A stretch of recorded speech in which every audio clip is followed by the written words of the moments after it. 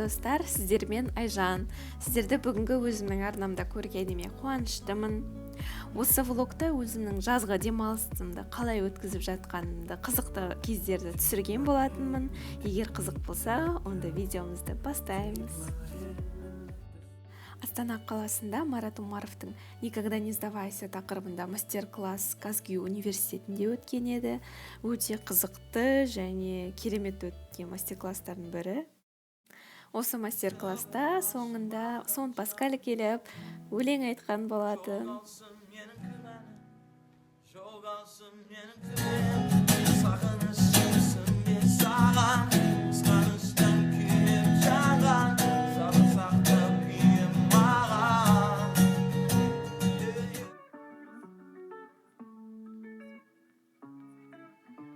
Жаз айы менің ең сүйікті жыл мезгілім. Бос уақытымда түрлі концерттерге баруға тырысамын. Соңғы рет мен Гакку дауысы марапаттау кешінде және Тұрсынбек Қабатовтың шоуына барған болам. Сіздер де концерттерге барып көңіл көтеріңіз, тамаша сәтпен есіңізде қалатынына сенімдімін. Келесі күні менде «Как провести лето с пользой» тақырыбында мастер-класс болып, мен спикерлердің бірі едім. Достар, осындай мастер-класстарда өз көрермендерімді көріп, сіздермен танысып, маған айтқан тілектеріңізге мың алғыс. Сіздермен көріскеннен кейін көңілім көтеріліп, видеоларымның сіздерге пайдасы тигізетініне өте қуанышты боламын. Жаңа ғана концерттерге барамын, қалмаймын деген едім. Бұл рас, көріп тұрғаныңыздай. Астана күніне байланысты DJ Fest өткен еді. Танымал DJ Vendetta, DJ Ruin, тағы да басқалары келді.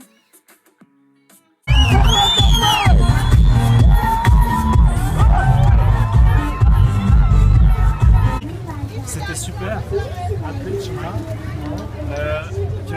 Келесі күні съемка өткен болатын. C'est comme ça. Біз қазір Нұр жолындамыз. Адам өте көп.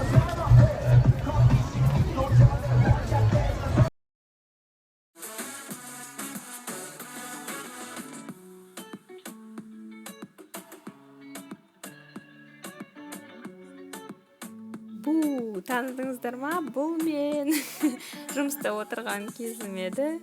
Сол моментті түсіріп алған болатынмын.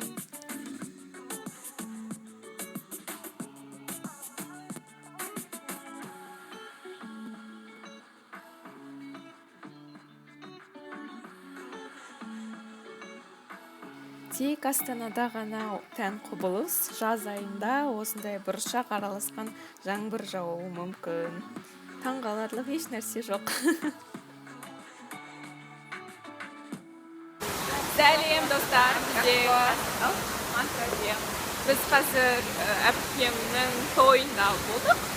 Осы жерде алтын екеуміз қазір далада жүрміз, кішкене антракция билеп жатқанда. Ауа райы күшті отыр, бірақ бүгін керемет жауды. Күшті болды. Міне өзіме ұнады. Көңілге қалай? Керемет. Ұнады ма? Маған Астана өте әдемі болды.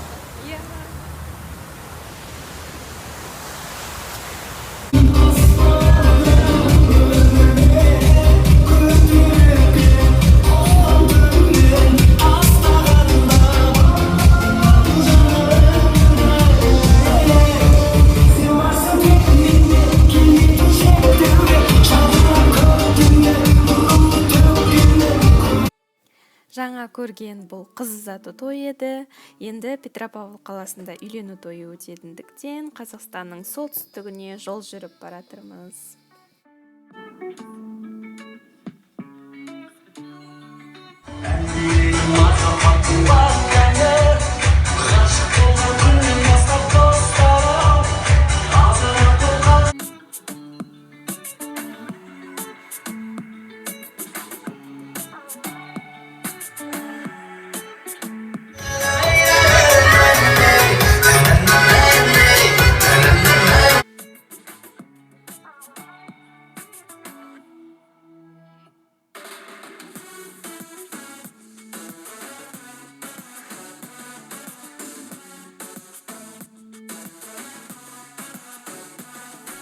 сәлем достар. Мен бір жұмадай үйден шықпадым, үйде отырдым, себебі біраз ауырып қалған едім. Сондықтан ауа райы Астанада күшті болып тұр, маған көтеріліп тұр. Сондықтан бүгін әйтеуір бір рет жұмасына шығып қалайын деп далаға шығайын деп жатырмын. Үстімде үлкен папамның толстовкасын киіп алдым, өте ыңғайлы. Бүгін тамыз айының 1-і. Жаз айы қалай өтіп кеткен, түсінбей қалдым, тез өтіп кетті. Достар, осымен влогым соңына жетті. Егер сіздерге ұнаса лайк басып, менің арнама жазылуларыңызға болады. Сіздермен бірге болған Айжан. Келесі кездескенше сау болыңдар.